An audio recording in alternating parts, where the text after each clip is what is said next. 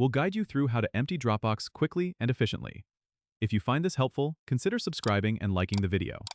First, open your web browser and go to dropbox.com. Log into your account if you haven't already.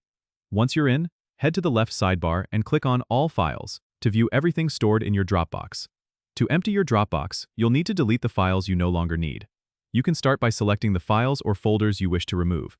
Click the checkbox next to each item. Once selected, look for the trash icon at the top of the file list and click on it to send your files to the trash or deleted files section. This action removes the files from your main storage, but they're not gone yet. Now, to permanently delete them and free up space, you need to access the deleted files section. You can find this option on the left sidebar. Click on it, and you'll see all the files you've recently deleted.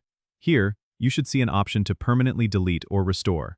Click on Permanently Delete to completely remove the files from your Dropbox. A confirmation prompt will appear to ensure you want to proceed. Confirm your decision, and there you go, your Dropbox is now empty, and you've freed up space. Remember, once you permanently delete files, they cannot be recovered, so make sure you no longer need them before taking this step. Keeping your Dropbox organized and clutter-free can help you manage your storage more effectively in the future. Don't forget to subscribe and comment if this helped you out.